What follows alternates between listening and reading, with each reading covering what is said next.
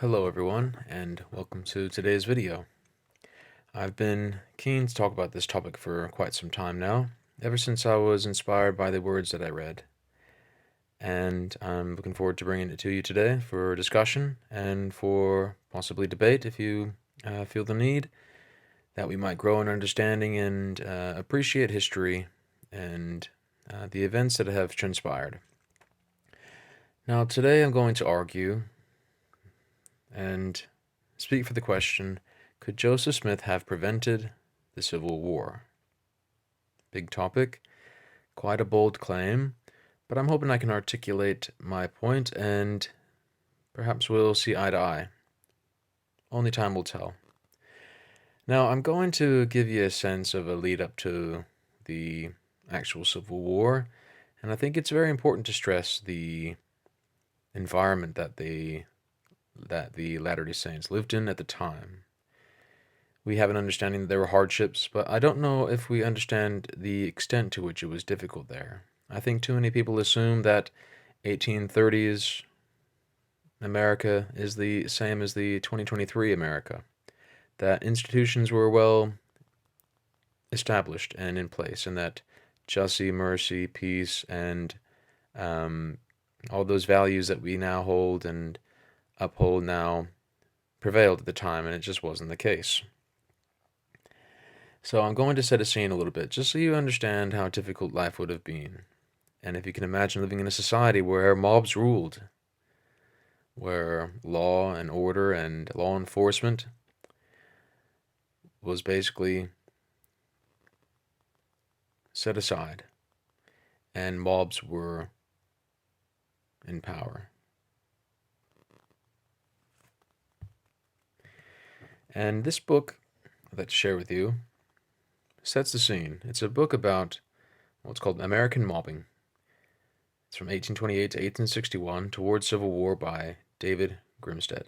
And I got this book in hopes to read and understand for myself what life was like for the Latter-day Saints. What was going on around them? What was going on politically? What was going on for those who lived outside of the Latter-day Saint sphere? It's important to understand the context of the place, what it was like, what the culture was like, what the people were like. And American Mobbing outlines it very well.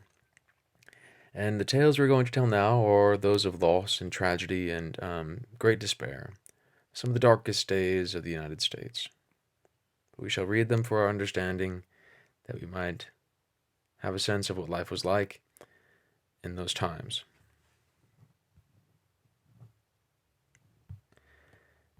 Now, the story I'm going to share with you is one of the burning of McIntosh at St. Louis in April 1836. This is a depiction of it. On an engraving, you have a mob.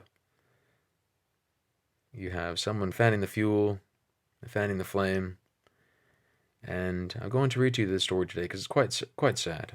And hopefully we get an understanding of what life was like at the worst and darkest moments. And we get an insight from a Latter-day Saint who was watching the events unfold. If you'll bear with me for a moment, I'm going to be reading this, so hopefully you don't mind me doing so. I think it's the best way to get a sense of the event.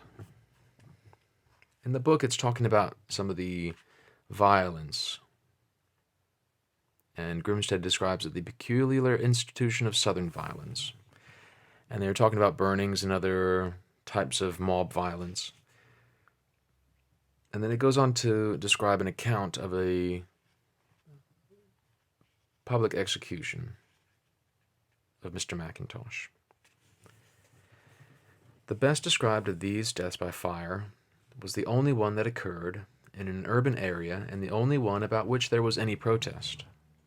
In April 1836, a free black from Pittsburgh, Francis McIntosh, injured a St. Louis constable and killed a deputy sheriff in a scuffle following the officials' attempt to arrest two of McIntosh's friends. A mob took McIntosh from jail in the evening, chained him to a locust tree, and lit it. The sheriff briefly resisted the mob, perhaps only symbolically. Reportedly, his daughter lit the blaze. At any rate, that was the last protective gesture by the authorities. 20-some men fed the flames. About 2,000 looked on, and a St. Louis alderman swore he'd shoot anyone who would dare to loose the chain. What this mob watched was fully described, not in the St. Louis press, which agreed that the veil of oblivion should be drawn over the event, but by an Illinois reporter. And I'll read that account now. All was silent as death while the executioners were piling the wood around the victim. He said not a word till he felt that the flames had seized him. He then uttered an awful howl, attempting to sing and pray, then hung his head and suffered in silence. After the flames had surrounded their prey, his eyes burned out of his head, and his mouth, apparently parched to a cinder. Someone in the crowd, more compassionate than the rest, proposed to end his misery by shooting him, but it was replied that he was already out of his pain.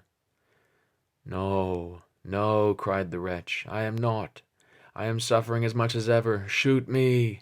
Shoot me!" "No," exclaimed one of the fiends standing by the roasting sacrifice. "No, he shall not be shot. I would sooner slack the fire if that would increase his misery." None in the immense crowd dared or cared to end McIntosh's ordeal, which flamed 15 or 20 more minutes before he died. A correspondent for a New York paper reported the piercing shrieks and groans of the victim and concluded, "To observe one limb after another drop into the fire was an awful deed." A diarist wrote that when McIntosh assured his watchers he still felt pain, the lower part of his legs were burnt partly off.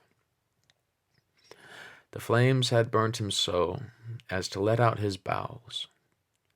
Finally, when he was burnt to a crumb, with only a part of his head and body left, some in the mob poked those remains into the flames, while some boys present threw on more fuel. A Latter-day Saint in the crowd noted the frequent, quote, civilized yells of the rioters as the limbs dropped off.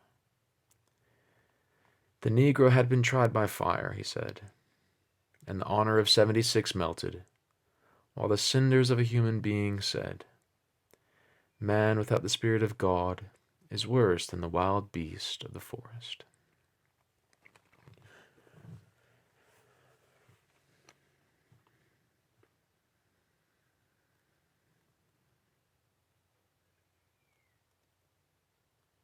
A very dark day in the history of the United States. And I read it with no pleasure, but solely for the purpose of understanding and growing the understanding of life at the time and how hard it was, beyond our assumptions of care and concern and compliment for and bias towards a great nation. It has a history that is dark. And this is one example of that.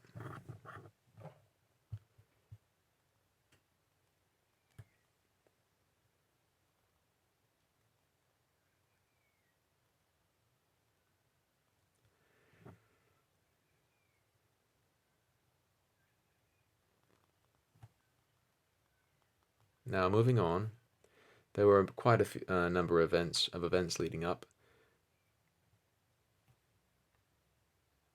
There was another one.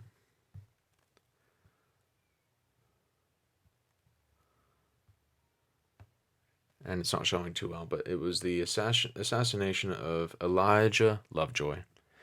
And he was an abolitionist, and he was a publisher, and he would publish tracts about abolishing slavery, and the mob got him too.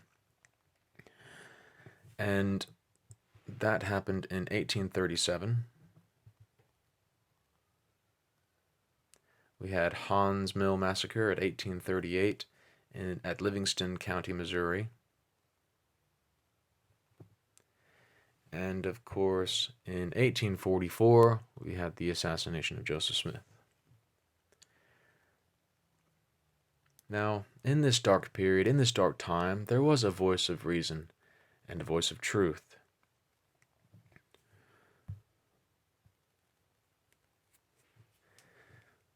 Many of you know that Joseph Smith had a presidential campaign, and this is a publication called The Voice of Truth.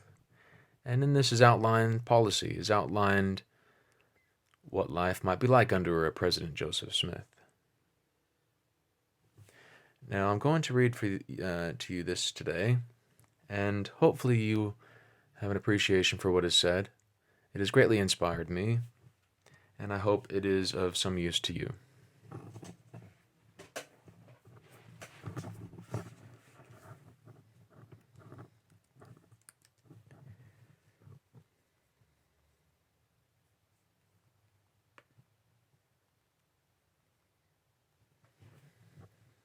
These are the words of Joseph Smith.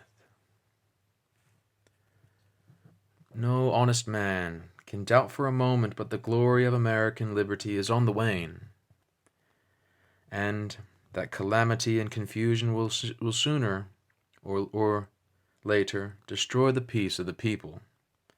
Speculators will urge a national bank as a savior of credit and comfort.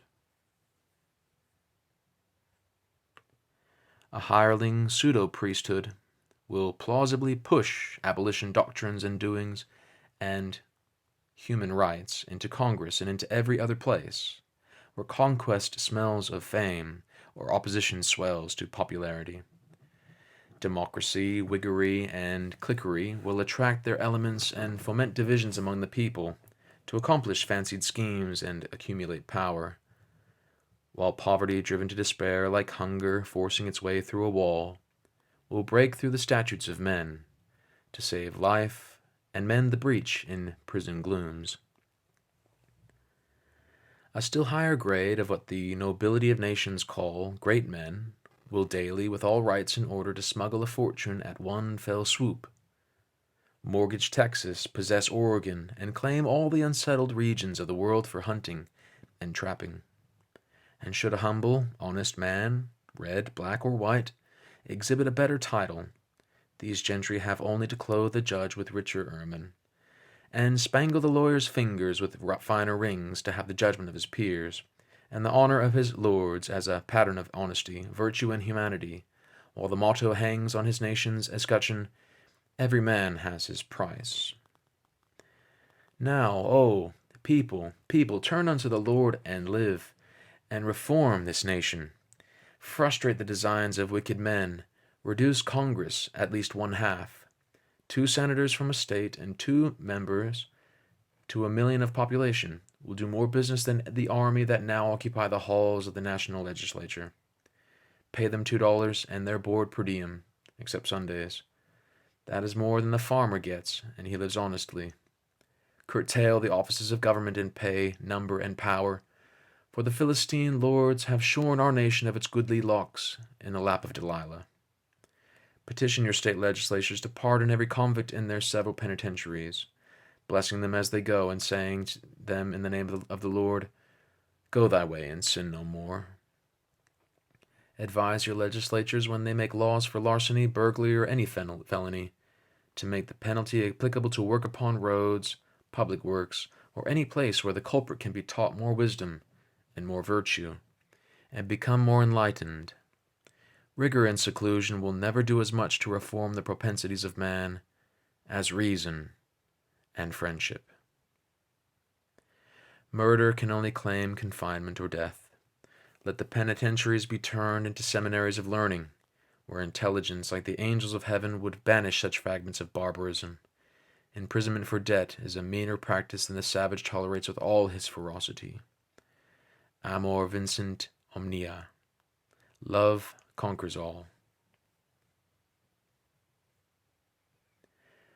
Petition also, ye goodly inhabitants of the slave states, your legislators, to abolish slavery by the year 1850, or now, and save the abolitionist from reproach and ruin, infamy and shame.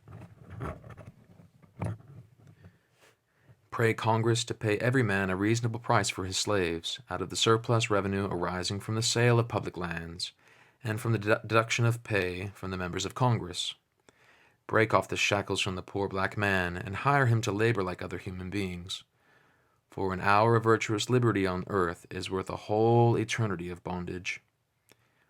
Abolish the practice in the army and navy of trying men by court-martial for desertion. If a soldier or marine runs away, send him his wages, and this instruction, that his country will never trust him again, he has forfeited his honor. Make honor the standard with all men. Be sure that good is rendered for evil in all cases, and the whole nation, like a kingdom of kings and priests, will rise up in righteousness, and be respected as wise and worthy on earth, and as just and holy for heaven, by Jehovah the author of perfection. More economy in the national and state governments would make less taxes among the people. More equality through the cities, towns, and country would make less distinction among the people, and more honesty and familiarity in societies would make less hypocrisy and flattery in all branches of the community, an open, frank, candid decorum to all men. In this boasted land of liberty would beget esteem, confidence, union, and love, and the neighbor from any state or from any country, of whatever color, clime, or tongue, could rejoice when he puts his foot on the sacred soil of freedom, and exclaim, "The very name of American is fraught with friendship." Oh, then, create confidence, restore freedom, break down slavery, banish imprisonment for debt, and be in love, fellowship, and peace with all the world. Remember that honesty is not subject to law. The law was made for transgressors. Wherefore Dutchmen might exclaim, "A good name is better than riches."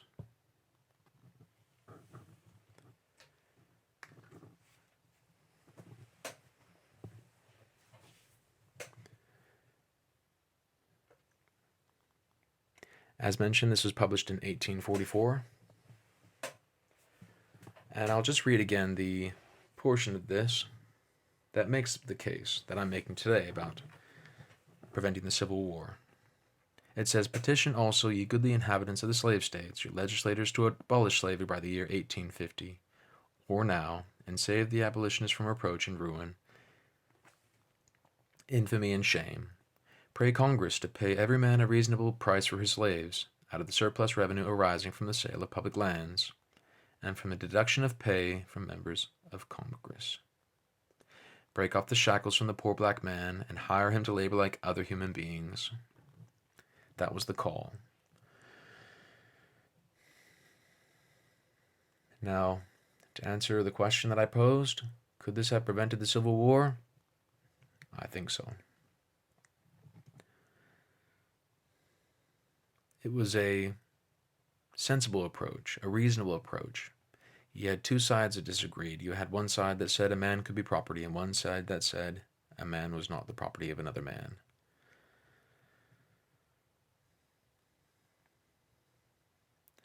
A type of negotiation, despite the disagreement between the people, could have been reached, could have been come to.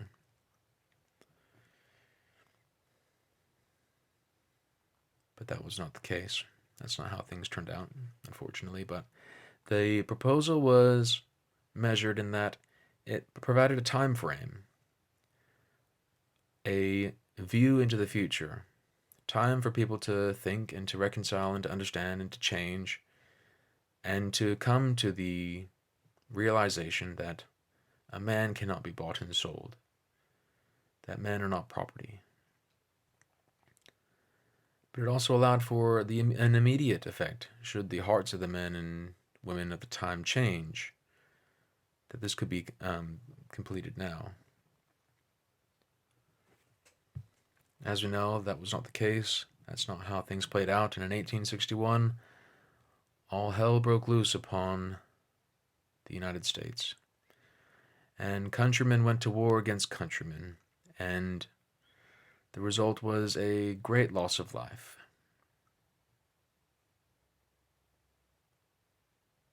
Destruction and sadness and despair. So, could this policy have prevented the Civil War? I think at the very least it could have brought two sides to the table to say, we don't agree with you.